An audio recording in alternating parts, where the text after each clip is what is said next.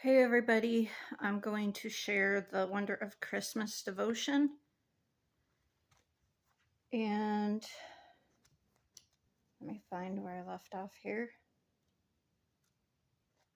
There we are. Okay, come out of there. All right. The topic is impossible. With man, this is impossible. With God, all things are possible. Matthew 19:26. Do you believe in miracles? Yes. As the seconds tick down on an improbable victory of the U.S. hockey team over the heavily favored Soviets in the 1980 Winter Olympics, announcer Al Michaels uttered that phrase, cementing it in American consciousness. But lots of people don't believe in miracles, and that prevents them from taking the Bible seriously. Parting the sea, walking on water, calling fire from heaven, these reports seem too strange to accept. And the virgin birth of Jesus, that's a stumbling block for many. Yet Luke seems to anticipate much skepticism with his own version of that hockey call. With God, nothing will be impossible, Luke 1:37. If you believe in a God who created the world to begin with, it is crazy to think he rewrites the laws of nature occasionally. Are these strange, out of the ordinary experiences? Yes. That's what miracle means. Are they impossible? Maybe according to our natural understanding, but when God is in the picture, anything can happen. Let's get some context. The angel Gabriel had just announced to Mary that she will bear a child, though she's a virgin. But then he mentions her relative Elizabeth, who is going to have a child in her old age, Luke 1:36. Though she thought she was unable to conceive, she was already in her 6th month of pregnancy. See, Mary, nothing is impossible with God.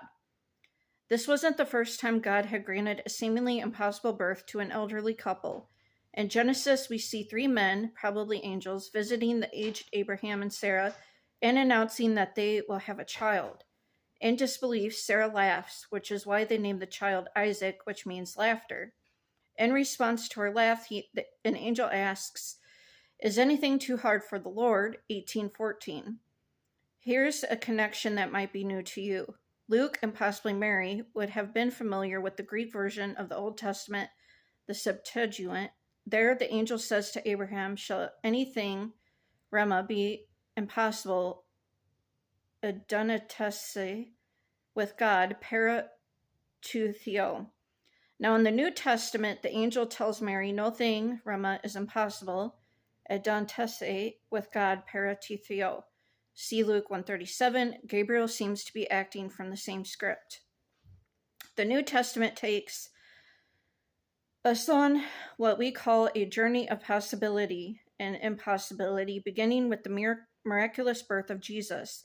As an adult, Jesus worked miracles that seem impossible, multiplying meals, calming a storm, yet some of his greatest miracles involved the transformation of people's hearts. After seeing how difficult it was for rich people to get to heaven, Jesus added, "With man this is impossible, but with God all things are possible." Matthew 19:26. See also Mark 10:27 and Luke 18:27. We see Jesus' journey of possibility continue as he prayed in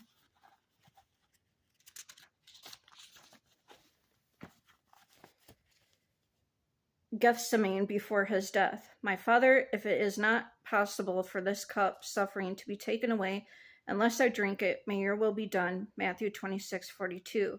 See also verse 39. This reflects Jesus' humanity. Could it be possible I will not suffer, as well as his divinity? No, it is not possible, so your will be done. He went willingly to the cross, but God raised him from the dead, freeing him from the agony of death, because it was impossible for death to keep its hold on him. Acts 2:24. So preached Peter on the day of Pentecost. It's fascinating that the seemingly impossible event, resurrection from the dead, was actually inevitable. It couldn't not happen because Jesus was Lord even over death. The sacrifice of Jesus changed everything, challenging the previous ways of worship. The book of Hebrews strongly states, "It is impossible for the blood of bulls and goats to take away sins." 10:4. People would connect with God in a new way through faith in Jesus. And without faith, it is impossible to please God, because anyone who comes to him must believe that he exists and that he rewards those who earnestly seek him. Hebrews 11:6. Faith in Jesus not only brings us salvation, but also empowers our lives in amazing ways. As Jesus said, if you have faith as small as a mustard seed, you can say to this mountain, move from here to there, and it will move. Nothing will be impossible for you. Matthew 17:20. Elsewhere, he remarked, everything is possible for one who believes. Mark 9:23. That might sound like a magic wand we use to get whatever we want, but it's more than that. We trust in God's power to do God's work in the world. Like Jesus in the garden, we submit to what the Father wants. Do you believe in miracles? Yes. We trust in the God who specializes in doing the impossible. Placide Cappeau was a wine merchant in France in 1847. He lost his right hand in a shooting accident as a boy. He was also something of a poet. Although Cappeau was non-religious and a self-proclaimed atheist, he was commissioned by the local priest to write a poem commemorating the refurbishing of the church pipe organ. The resulting work carried the title Minuit Chrétiens, Midnight Christians. Cappeau approached a composer friend of his, Adolphe Adam, to put the poem to music. Adam was known for his operas and ballets. He happened to be a Jew and certainly was not a believer in Jesus Christ, but he composed a tune for Cappeau's poem.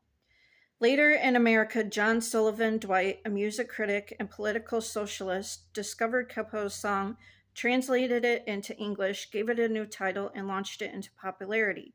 This is how a one-handed atheist poet, a Jewish opera composer, and an American socialist created one of the most beloved of all Christmas carols, O Holy Night. Who says God can't do the impossible? Preparing for Christmas. Was it the impossible thing in your life that God has made? What is the most impossible thing in your life God has made happen? What is the miracle you need today? Consider the impossibility of God becoming human flesh in the birth of Jesus. What circumstance in your life, then, is too big for God? Lord God, thank you for reminding me of the greatest miracle of all. Help me hold close to my heart the possibility you provide me in my everyday life.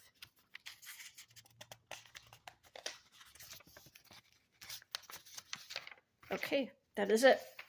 Continue to pray for my friend Shannon because she's still struggling.